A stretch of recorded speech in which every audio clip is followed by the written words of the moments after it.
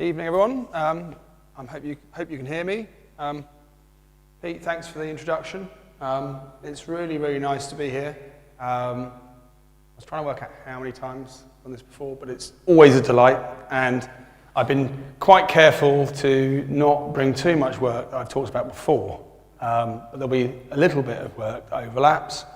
And also, I apologise if anyone saw a lecture I gave at the Central Academy of Fine Arts in Beijing, because this is adapted from that lecture 3 weeks ago. So if you were there, leave now. No, but, and the lens at which I was looking at the studio's work and the work we're developing, that was through thinking about media architecture. So work that kind of fits within that realm, and that was my audience then. So I thought actually there's quite a lot of relevant things here, and there's a lot of work we're doing which interrogates the city, interrogates spaces, and interrogates how we mediate those spaces and change them and animate them and make them perform. So, a tiny bit of context. The studio, we managed to exist by largely getting commissions to create architectural artworks of different scales, small, medium and large, both temporary and permanent works that exist in many different places. And essentially anywhere an architect will work, we'll work to some degree. And the commissions are site-specific, they respond to space. The kind of process we go through as a studio in terms of interrogating our briefs and our commissions, probably not massively dissimilar to your initial site survey, and you're kind of thinking about a space, looking at context, looking at history, and exploring opportunities.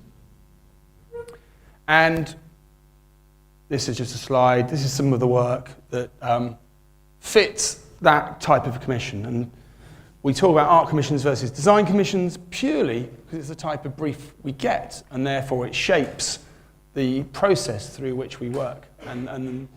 And the art commissions are a bit more experimental. Again, they are probably taking on some of the work we did in our my postgraduate work in the Bartlett in terms of exploring spaces, exploring buildings, exploring how they perform, how they change, how they can animate. And at the time, I was very much wondering, where does this take me? And this work is probably very much a continuation of some of those experiments. So what you experiment on now could actually be very informative in terms of where you're going. So it's a great time to explore. It's a great time to actually, when you haven't got clients and budgets and things, which we do have for a lot of our projects, which do constrain a little bit, but actually if within the framework of an exploratory artistic practice actually does give you a bit of freedom, a little bit more freedom than if you're creating things that are always totally functional. And I'll talk about some of these projects, and there are some that are a little bit older, like Digital Fountain. I'll talk about that as a process about how we respond to a site, how we build, the materials we use, the materiality, work that's sort of very media-based, like work like Back to Front in Toronto, Platform 5 in Sunderland. But then some of the newer pieces of work, which are actually now a lot more about visitor experience and telling stories, like pieces like Scent Constellation in Paris, and other work we've been doing this year, which is much more about visitor experience as well. And then because of this expertise, there's me standing here, but I've got 30 really amazing people in the studio, some of which are architects, some are industrial designers and design engineers, interaction designers, 3D designers, physicists, mechanical, electrical, and software engineers, to name a few. And lots of people have hybrid skills, which is really always highly interesting. So even my studio manager, she's also a jeweler, my assistant's also a dancer and a performance artist. So everyone has got these kind of interests which overlap, and which is how I feel that the studio manages to do the work we do, because we collect those experiences and ideas together. And this sort of body of work is defined by the brief. The brief tends to be a bit more prescriptive. In these contexts, we're being asked to deliver work that does certain things. And generally, there's a little bit of selling or a bit of marketing. But they're sort of saying, we like you work as an artist, as a sort of free spirit. but you're helping us tell a story about something we're interested in. And that might be a Aston Martin car, or it might be increasing the digital audience in the Tate Modern through our collaboration with Bloomberg, or it might be actually something quite simple but equally powerful, the visual language that tells the story of a brand, for example, More 4. So we built the idents that you'll see on TV there, for example. And where we create work is really important. All the context, all the cultures, all the places, all the politics. Currently, we're probably very busy actually in North America because they have a culture of, in any project, a similar thing to Section 106 here, where you have to sort of create work that improves the environment. In North America, you're % for art. So every single building, you spend 1% of the budget on things that animate the space, make it better, make it more interesting, alongside the building, which is equally doing that. And so you get these rather lovely commissions that sit in around buildings, and also they have to happen legally, so they don't disappear. Once you get committed, you're off. So we're up to about 12 or 13 projects in North America. So exciting place to be. I spent quite a lot of time in New York this year trying to get involved in some of the bigger projects that are happening in Manhattan, etc. Another space that's interesting, actually, we've been working in China, you'd expect that, but Seoul is another sort of place where you get a kind of collision of culture and technology with budgets to support that, and quite interesting. So we're currently on site there for some buildings, and also we've been collaborating with LG, working with them on a few of their sort of marketing projects.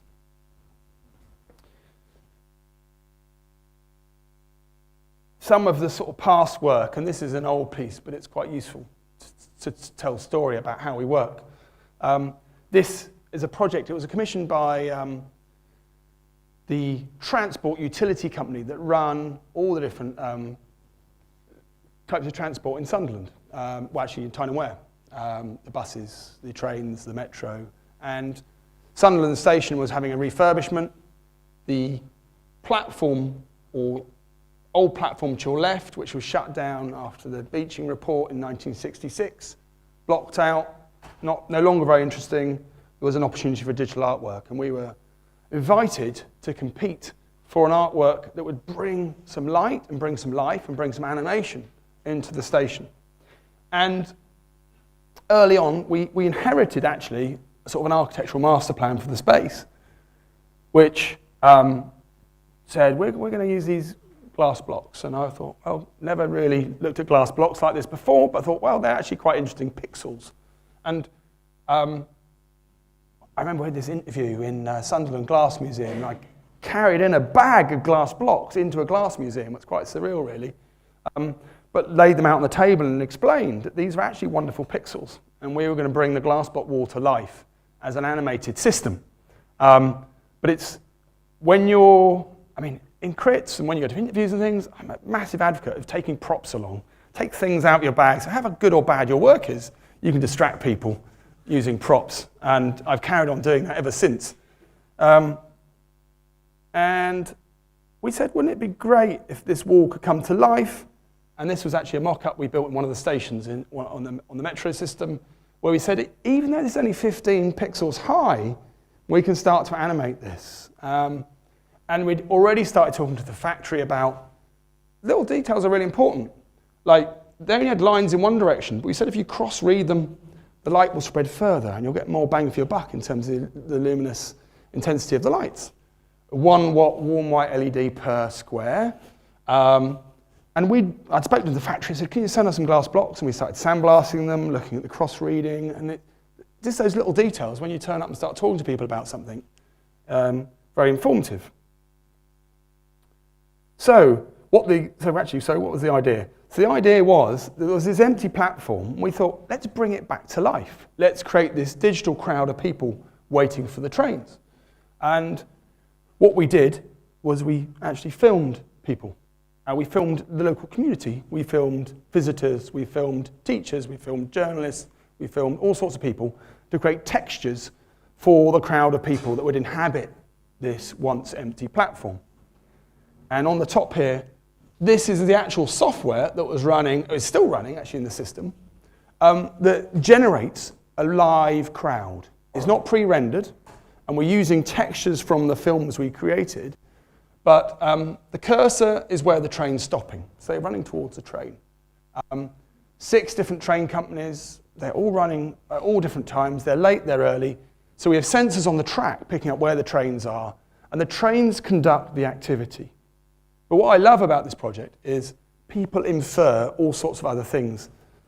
So people think, here we are. People think there are people walking behind the glass. That's quite good. I like that.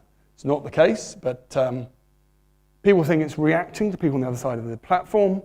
But in actual fact, it's purely about the trains. The trains are the heroes here. They are conducting the activity. It's 11,500 glass blocks. It's in its 7th, 8th year operation, actually. So it's quite good. We're really interrogating how long things really last. Do manufacturers tell you lies, or are they telling you the truth, or do they not know? So we've built 200-300 projects now with lots of different types of technologies and really starting to understand how long things last. This is still running. As far as I know, if anyone's been there and any bits are blacked out, please let us know. The client hasn't said otherwise, but we are really interested in the longevity of technologies we put into buildings and how that works. And now we're trying to learn as much from this in real time as we can. As important as they are on day 1 is how they look on day 10,000.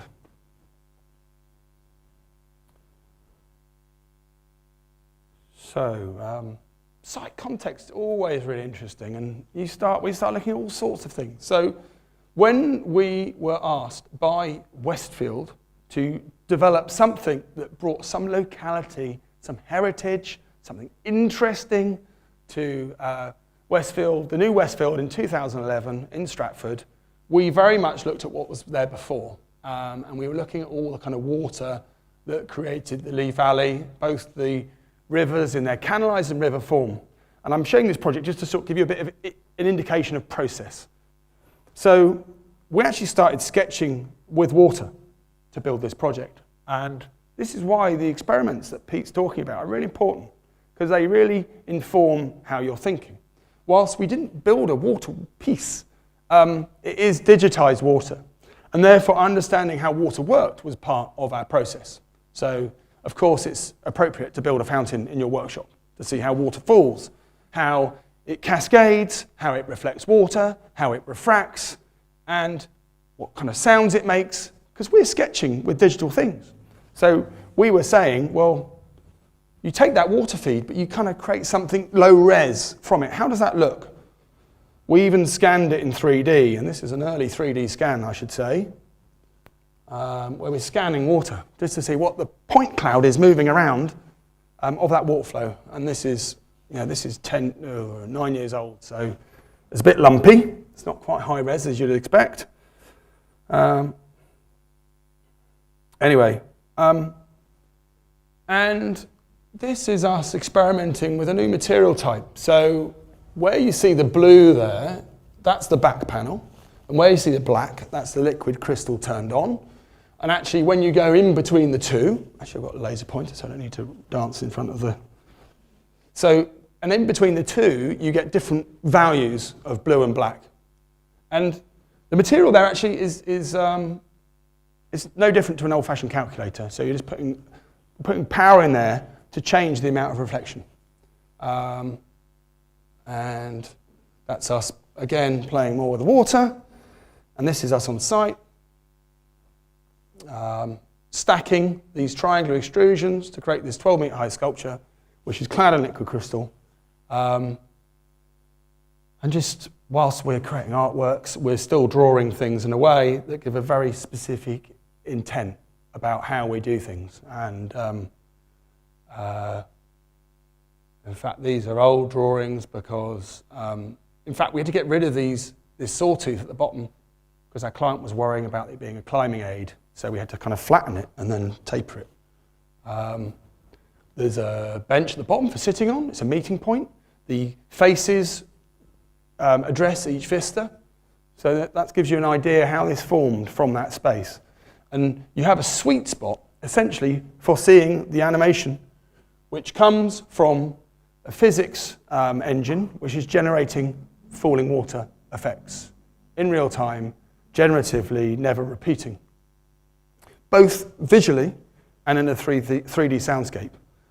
And this was sketched, so we modeled the animation and the site and the sculpture in, I think, Cinema 4D, and then it was ported across into open frameworks in that context. And unfortunately, Westfield have been allowed to develop in a rather ad hoc manner around that since, and it's a little bit more constrained, but still doing pretty much what it was doing on day one. And it's really interesting thinking about when you create work, who's looking after it? Westfield do not look after this. They don't clean it, they don't do anything with it. So it's interesting to see how things are maintained is a really important part of the kind of question as well. And what sort of client are you giving your work to?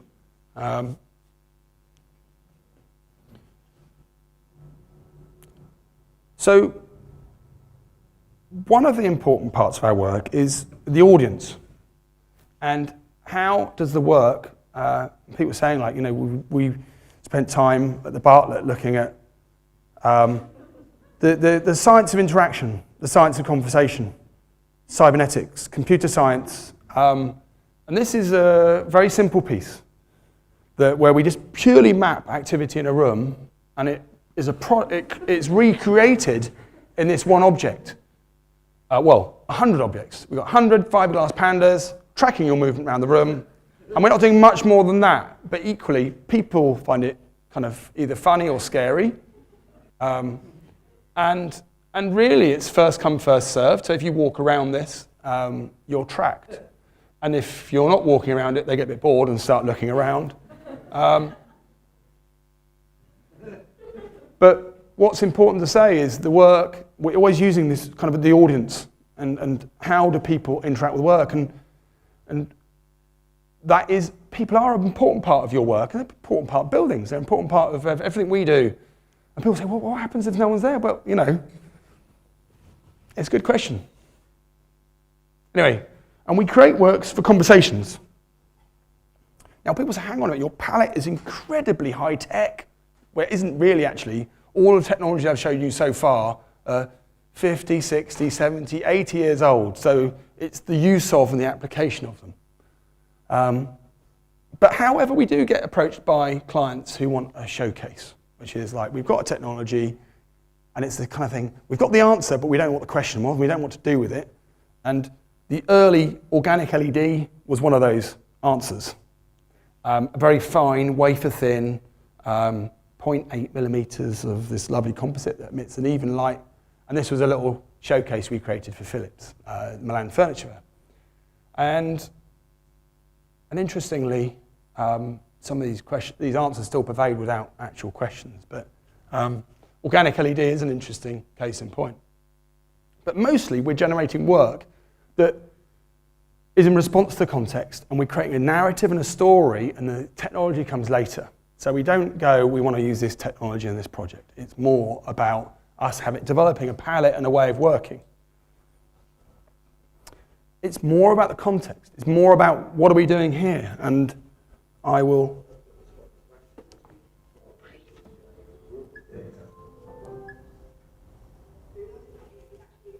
Trying to work out why that's coming out on the speakers.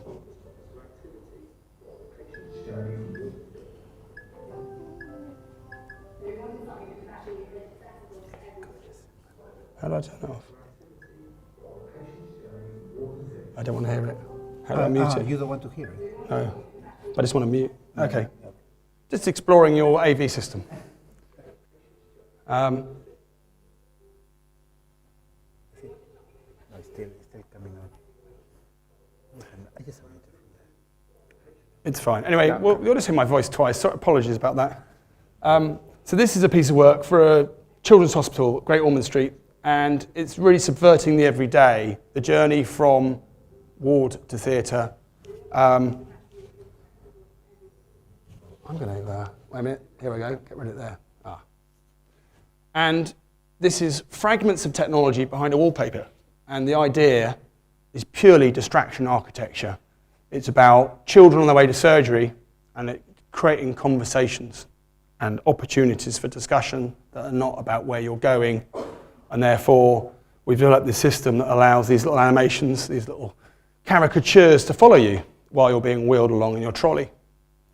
And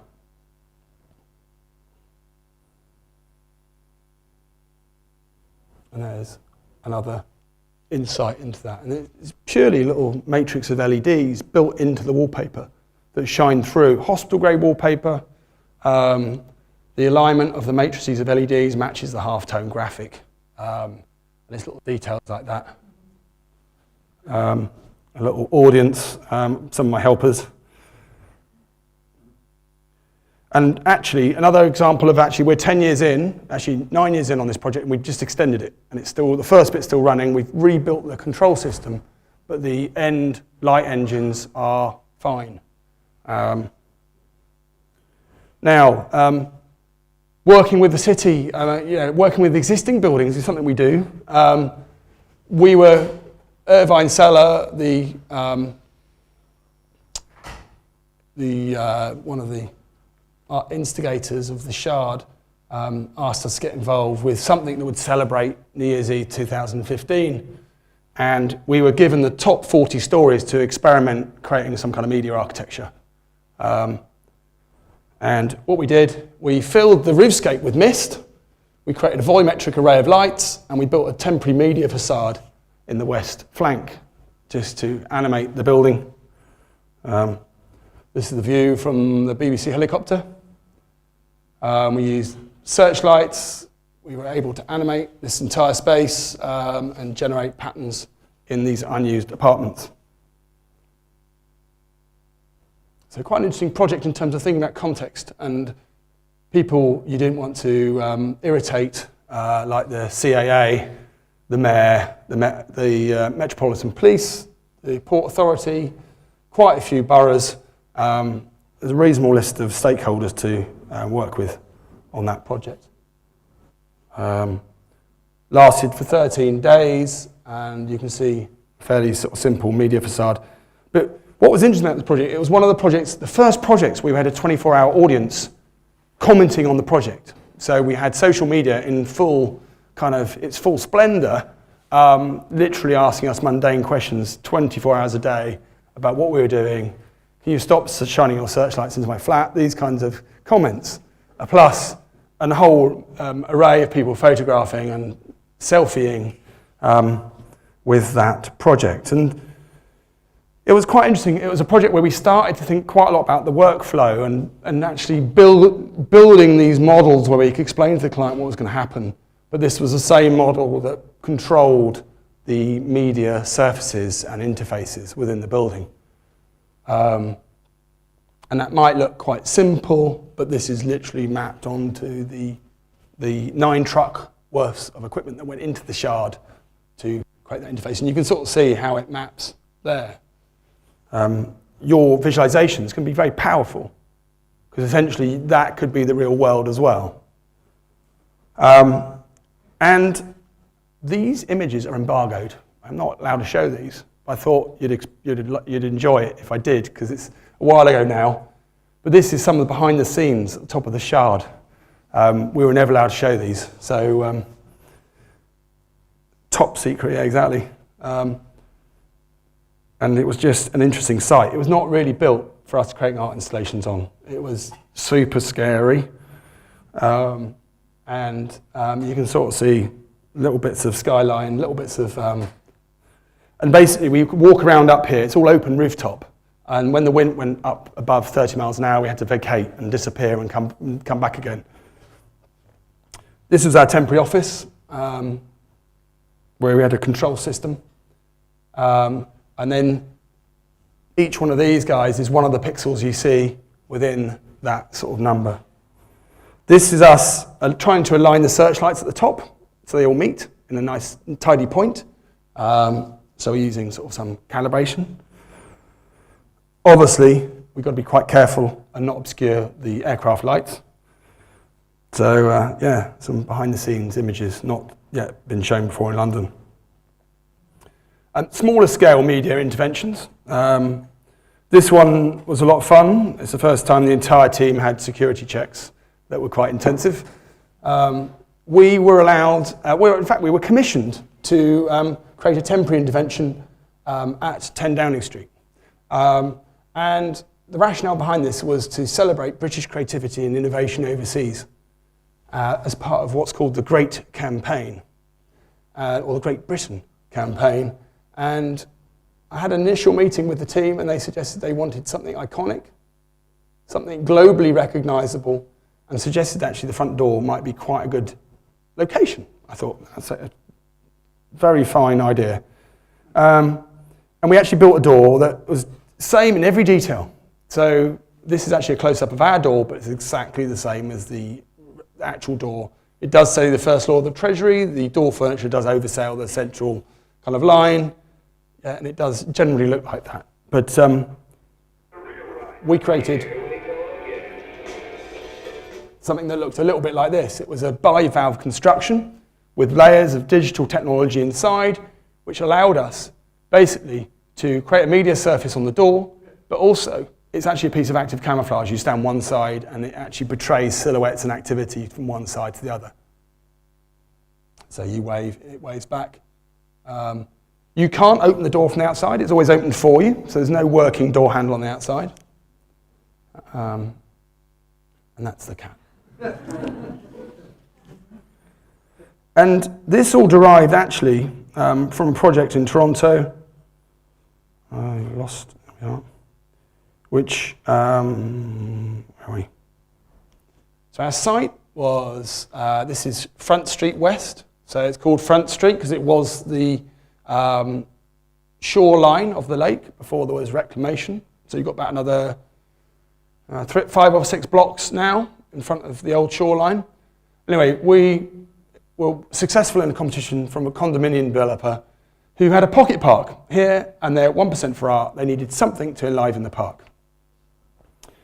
So we created something that was about bringing to life the park, and we were very interested in using the shadowscape that the city was giving us. And that all came from that first site visit where we're top of the CN Tower, looking at the shadows and the light crisscrossing the city, and thinking, well, what if we could play with those shadows and actually just use them as part of our work?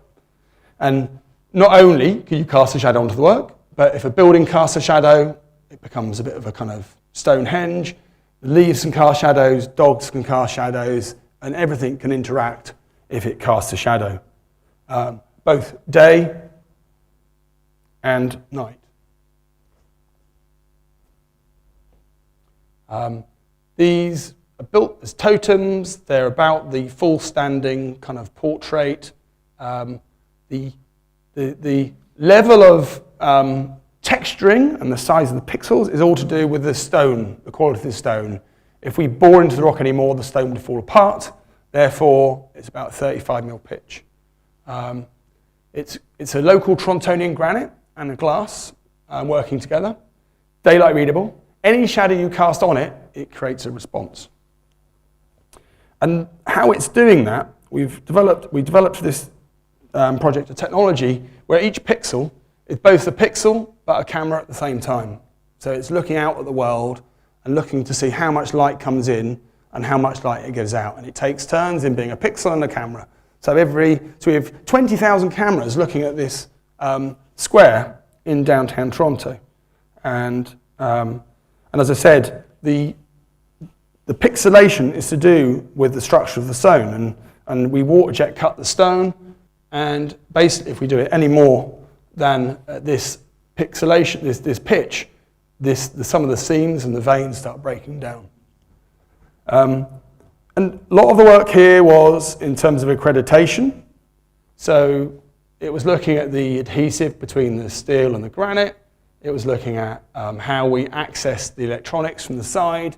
So we built a one-to-one mock-up which went into a climate chamber in Cambridge that represented the Trontonian weather.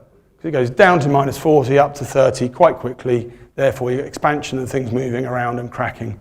So hence, and we're 5 years in so far, and we are okay. We've got some problems actually with, well, I've got a picture. Actually, I'll go back to that one. So this is a deep gel coat, which is resin, that covers all of this. So the whole thing is completely watertight. But the stability of the resin is not what we were quite hoping for. So we're getting a little bit of yellowing in terms of UV stability. But just to give you an interest in the layers of things we need to think about. The LEDs are fine. The photodiodes are fine. Everything's working fine. At the moment, the main thing is the gel coat.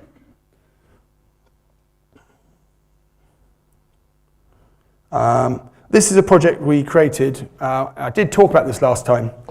So I'm going to touch on this briefly. It's a dynamic media artwork, billboard-sized, pentagonal grid of white light firing through diachroic prisms to create a metaphorical copse of plum blossom trees. And you walk through there, you're the paintbrush painting those trees. These inert diachroic prisms produce all the colours for the work, and you just fire white light through them. And every time you walk through, there's a different output, different number of people, different outputs.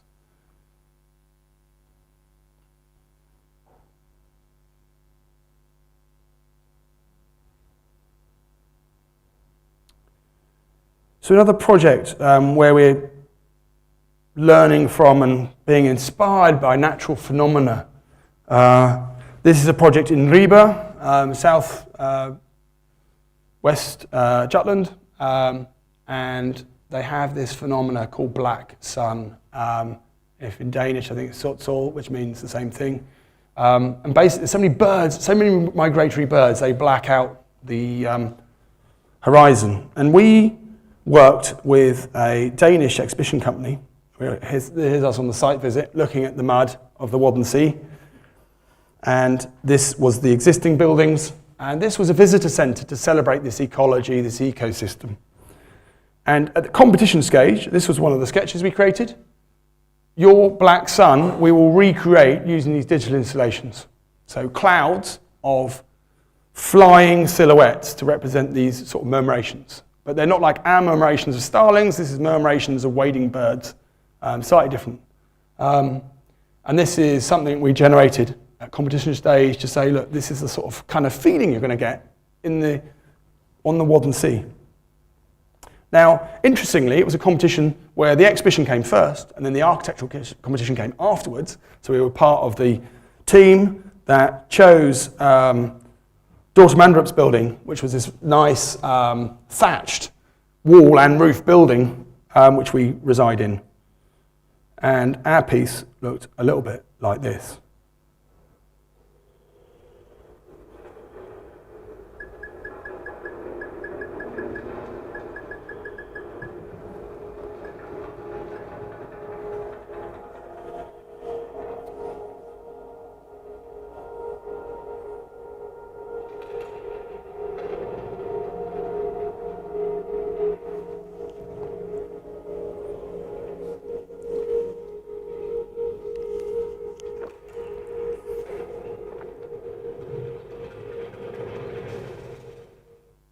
So this exhibition talks about the life and of the birds and the ecology of that area. And this was very much quite not particularly didactic space. That's about the essence of that environment and what it feels like to go into it. And it's at the departure of the exhibition. And it's about the life of the birds there and them leaving and flying off into the atmosphere. And it's a collision of a low resolution and a high resolution system to give you an idea of that environment. And we're using a cloud of this liquid crystal technology developed for the project, which represents the sort of moving silhouettes. And a little bit about, this is the view from the other side, and you can see we're back projecting onto this part of it. And then these guys are little shutters which can go from clear to black. And we've got parent data running down through these cables to give you this cloud of blackness. And Cinema 4D, you recognise that, possibly? And this is us parametrically modelling the canopy and the cloud.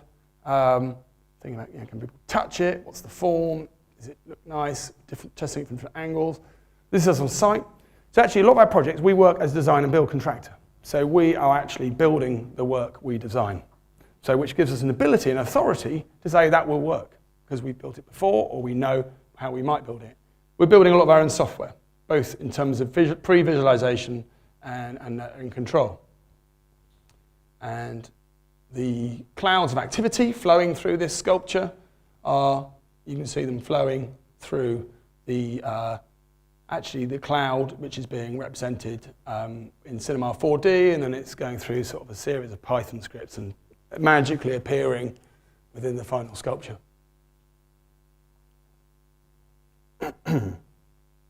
Now, prototyping is pretty important. This is us exploring just off-the-shelf technology, both point cloud analysis of space feeding into motorized sort of show lights.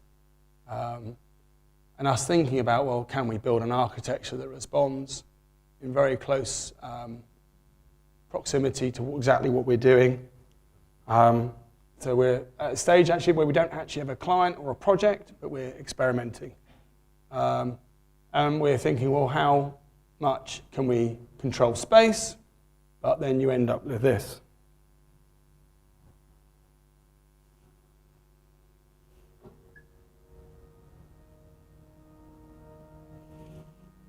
This is a commission for a light festival in York, and we're working with York Minster, and this was a temporary installation for 5 days, and we're exploring how we could animate the nave or almost create a secondary nave within the space.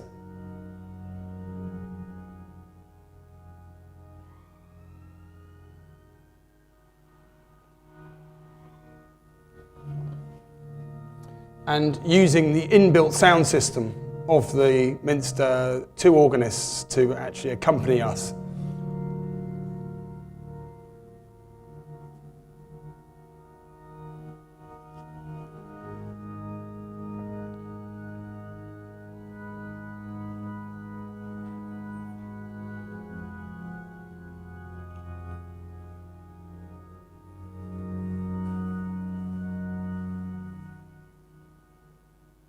So what we had to do here was build a, obviously an array, didn't touch anything, that allows us to house all the moving heads. Also put a small amount of water into the atmosphere of the cathedral to allow the particulates to pick up the light. And we even negotiated that. So 1 litre of water a day to allow that to happen with the cathedral's commission. Blessing. Now, the curator of that project was, fortunately for us, also working on the City of Culture. Hull 2017. So this is a medieval snapshot of Hull, and our site was a 2 by 2 kilometre area within the old medieval city. And our brief was to transform a series of spaces. And we were looking at the maritime architecture and technology that had been invented in Hull. It was the second maritime guild, and they developed lighthouses, optics, communication techniques in Hull as part of that guild. And we wanted to take some of that and think about how do we communicate and how create animation across the city. So how are we going to create a very large, supersized, luminokinetic installation across the city in a record-breaking time? We were commissioned in May for a December start. So these are some of our early sketches. What if we use robotic arms to bounce light and sound through the city? So this is a sketch exploring that. And quite early on, we realised with a budget, it was okay, but by no means we were going to fill 4 public spaces in medieval Hull with much. So we went shopping. We went shopping on a shopping trip around the well, in fact, Luton's second-hand robot dealers. And they offered up these guys. So a whole bunch of ABBs, 18 years old, off the Jaguar Land Rover line. And so these are actually some of the machines we used. to create our cast. And here is us. Here's one of the first rehearsals.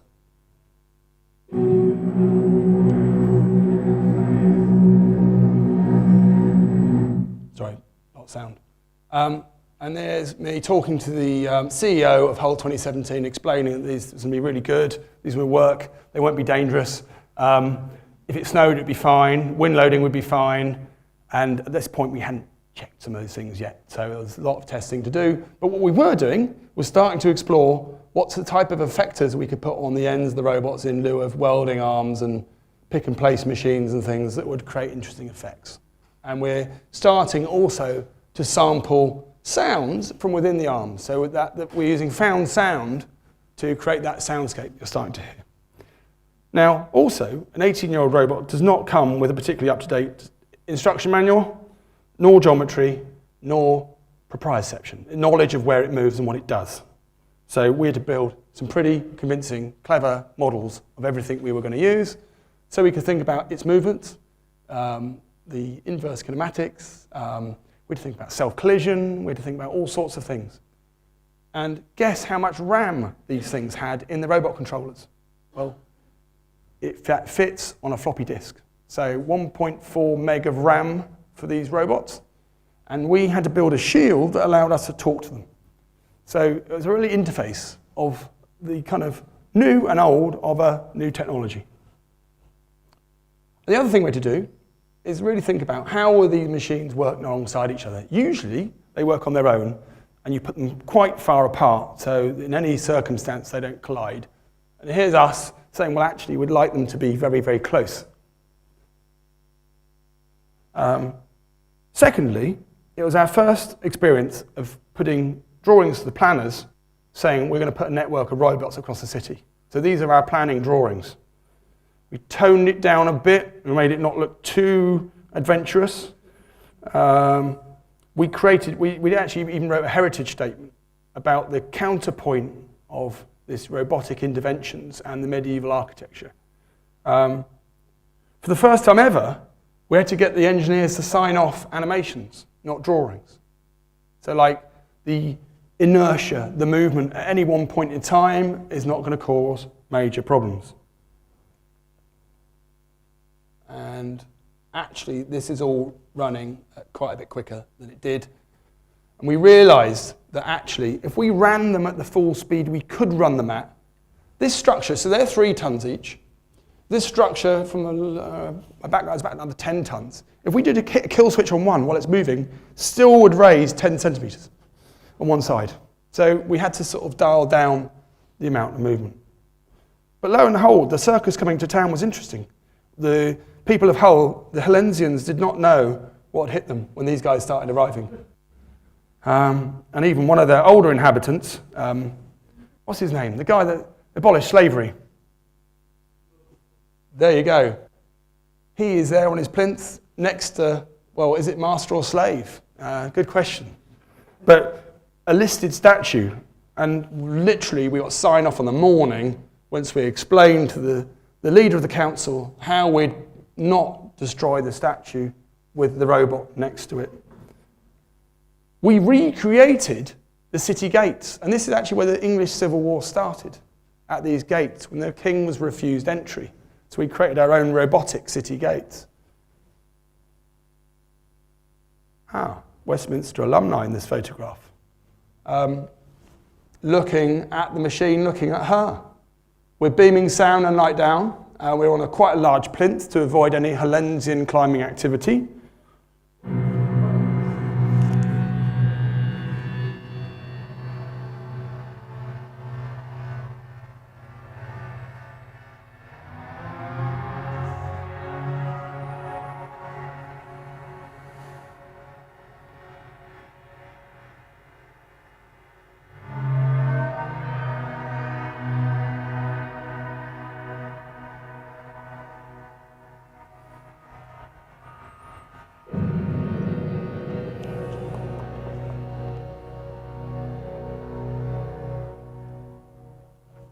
So we've got, this piece is very much non-linear. It's about walking through it. You can spend 1 minute here or 2 hours. And this was running for 5 weeks. at the end of the main year of culture in the city of Hull. We had a nice backdrop here, Westminster. We had the Turner Prize kind of festivities. We had one actually great day where they had a nativity scene out here, and we had camels coming through between the robots. But very much people were just encouraged to walk around and explore this sort of new type of robotic landscape. And that's much more within this network of plinths, whereas in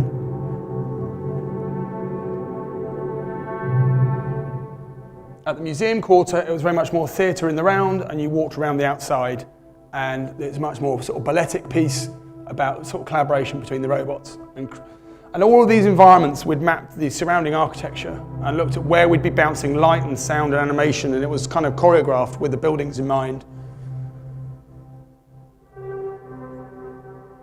And again, there was a performance here. These are closed-loop performances because we had to have signed-off movements. We did want to have generative movements, but there's a level of danger there. We're doing a project in Tokyo where we're going to explore that next year. But this one, we had to be a bit more contained. Interesting side effects. One thing we hadn't really looked at was wind loading. So the robots do not deal with wind loading. So if they get blown, you get things slightly going out of calibration. So that was one of the exciting things we had to deal with. Snow was okay, ice was okay, but they did pretty well actually. We had no robotic failures. It was more to do with fairly more straightforward, mundane wiring infrastructure that was for other things.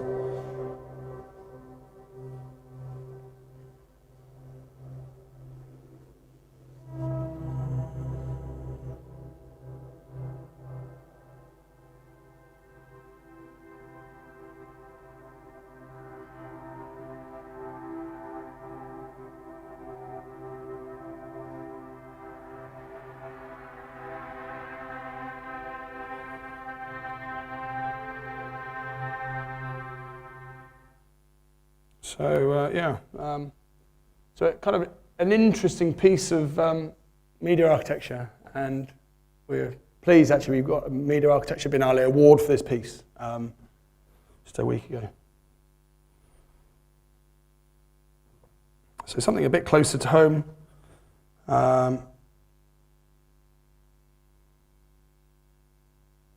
This is a commission from the City of London. Called Culture Mile, which is essentially celebrating all the cultural activity in the City of London. And our site was Beach Street Tunnel, and as a pilot, we've chosen these 3 bays. And we were inspired by, actually, the crafting of the Barbican. And we saw there's a huge sample wall where they tested all the different types of concrete in this off the loading bay. And you can go in and you can see all the different types of aggregate. They had tens of thousands of European craftsmen basically bush hammering the texture. And we were inspired by this work, and we thought we'd create our own texture. And these are the machines that we devised. We thought we'd crawl across the surface of the tunnel, creating textures for us. And we'd sample data from across the cultural mile. And here, some of the prototypes which we created to look at how we'd create these mechanical pixels. So again, making prototypes is very important, especially if they move. And some of the engineering, 70,000 pieces per panel,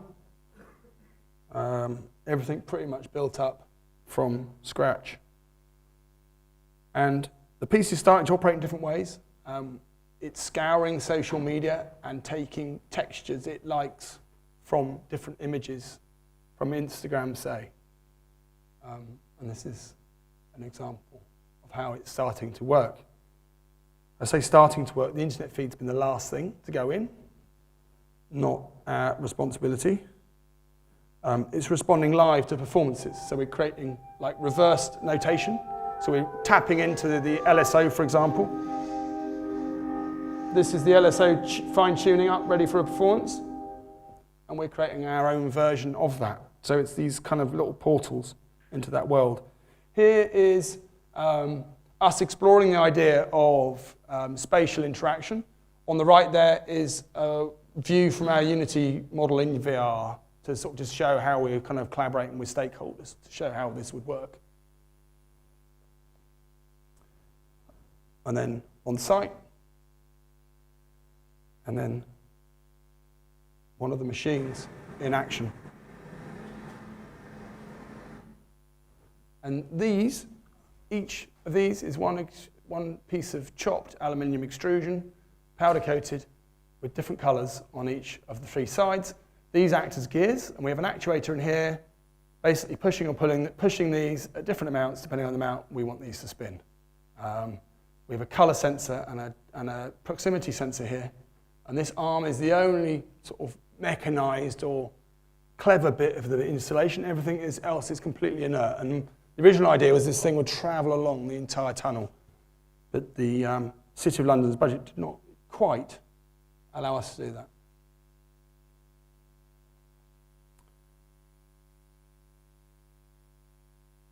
Yeah, and basically we're pulling patterns and textures. At the moment we're working with some poets, and we're about to start working with a photographer in terms of bringing textures.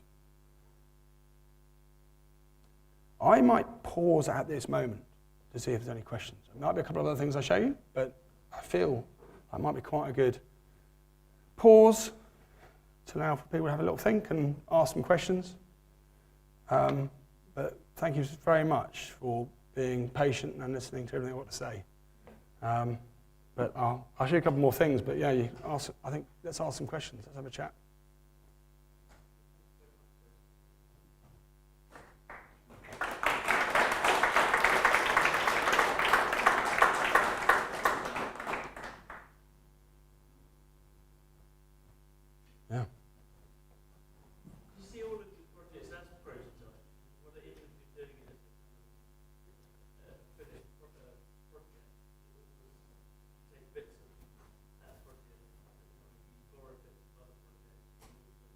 There's definitely bits of finished prototyping in every project.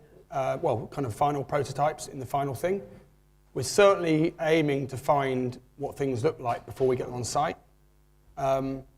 The current HMRC analysis of research and development doesn't allow you to prototype on site anymore.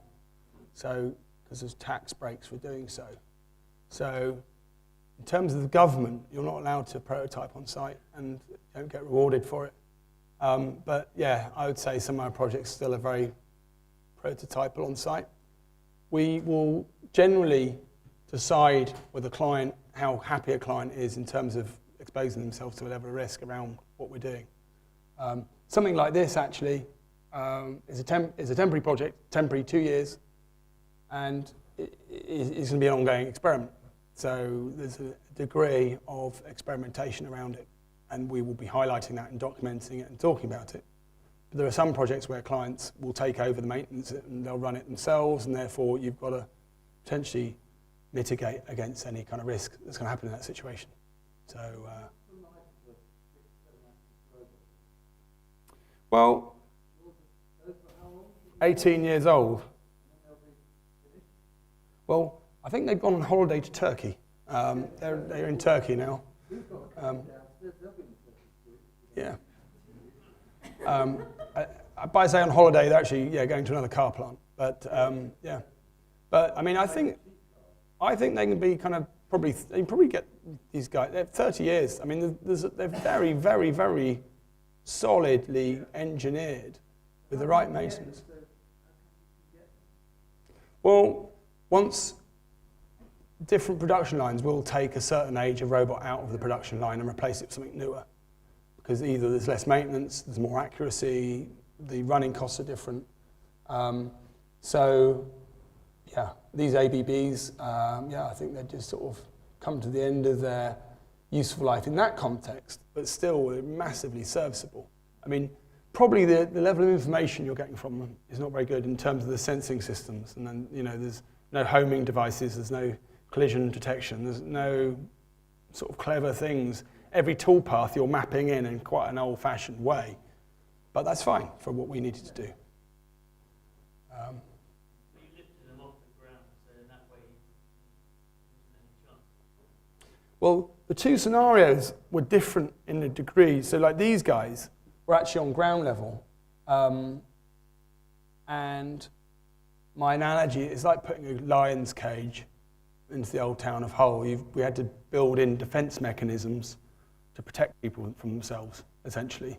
So we had two lines of defence, two fences and kill switches. But we only had one incidence of someone trying to climb, actually. So everyone was very well behaved. I think, wait a minute.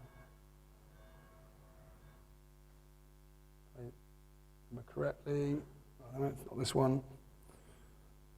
Some, okay, yeah, behind the scenes stuff. So yeah, in this instance, yeah, we obviously had to put them out of harm's way. But everything was, yeah, pre-engineered and looked at and interrogated in terms of what it would do. No, we built the entire system in Cinema 4D. But we did take those data sets and they went then into the robotic controllers. So we can actually feed straight in to a robot, but not that age of robot. And that was one of the small ones that we had in the studio.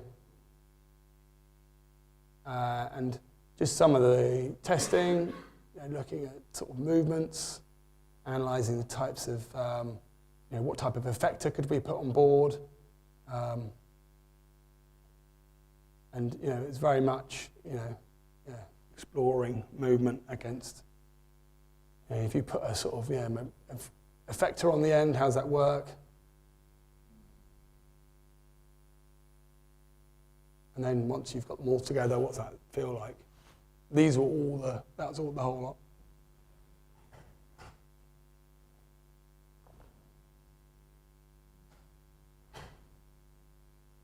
And then ray tracing, looking at combinations.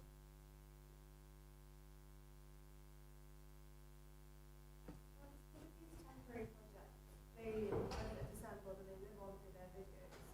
How much are you conscious of the kind of post-production cinematic after the project? Yeah, I mean, so yeah, in terms of this context, they live in the time they're there. We do film everything we're doing, both in terms of making of and the end product.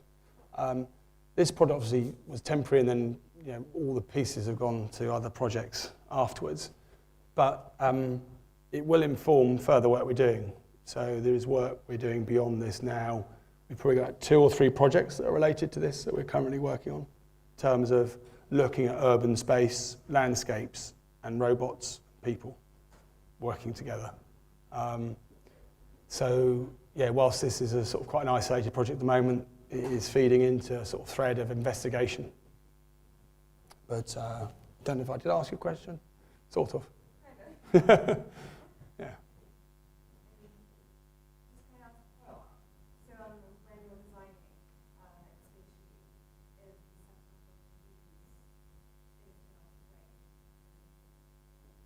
The views, we're thinking very carefully in terms of in this urban context is what are the series of views, what's the visitor experience? We were looking at what the main entrances into the old town were and which spaces you'd see first and then in what order. We were looking at when the pieces would perform and when they'd stop. So that was all to do with crowd safety as well. If you've got 50,000 people walking around, when do you turn things on and off? How do you look at crowd flow and these kind of things?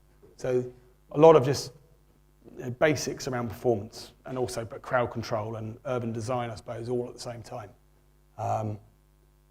And luckily for us, the Hull 2017 had done a lot of work already in that part of Hull, so we knew some of the things to expect.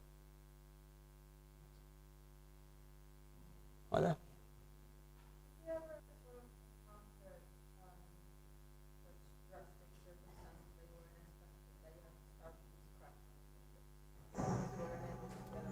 Let me turn down the sound from that. Occasionally, what we get on site is not what we were expecting.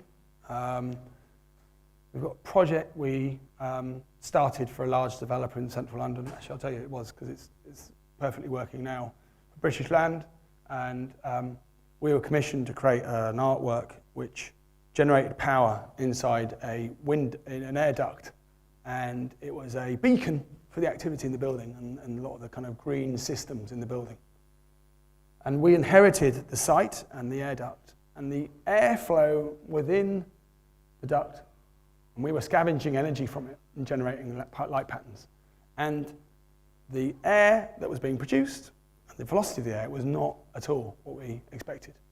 So we'd done 2 years worth of work developing a system, and we had a few choices, and we unfortunately had to make a difficult choice to redesign the system at the last minute. And some at our own cost to create something that would work with the airflow that we could measure and actually see at that time. So sometimes the engineering analysis and the things you've been told and the context, it might not be quite right. So we learned quite a lot of things from that.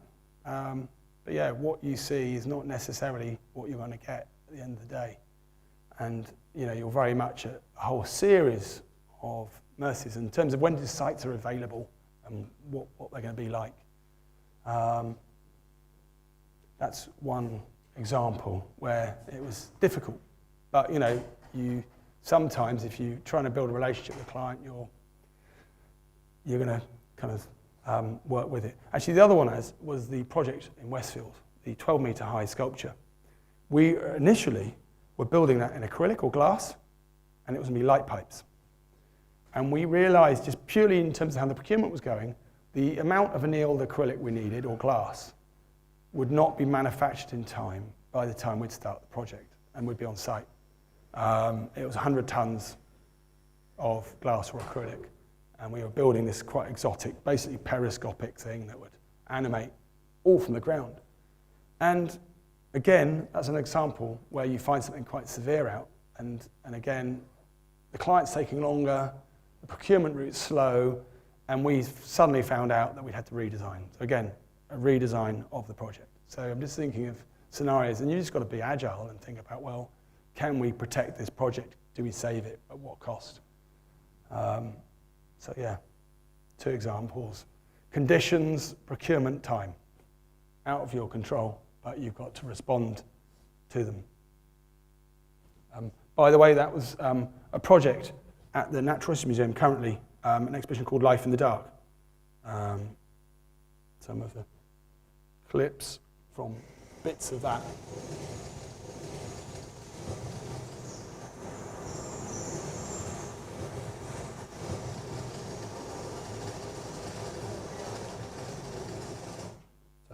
So just a bat cave, basically, using one light and a network of plywood painted bats. I suppose it's a little example of where actually just a bit of time, but very little money to create effect in that context. But, and this piece was actually to design a bioluminescence environment. So we've got a voxel, a volumetric display of thousands of light points which are representing bioluminescence plankton, anglerfish, atollo jellyfish, loose jaws, a whole series of different species, and how they talk to each other within this environment. And we were collaborating with scientists to actually think about what they did and how they talk to each other and the type of animations. The wavelength of light is accurate, and the patterns in general are accurate based on what we've seen in terms of footage from deep sea voyaging, exploring machines. But it's on now if you want to go and see it. Any more questions? Well, thanks very much.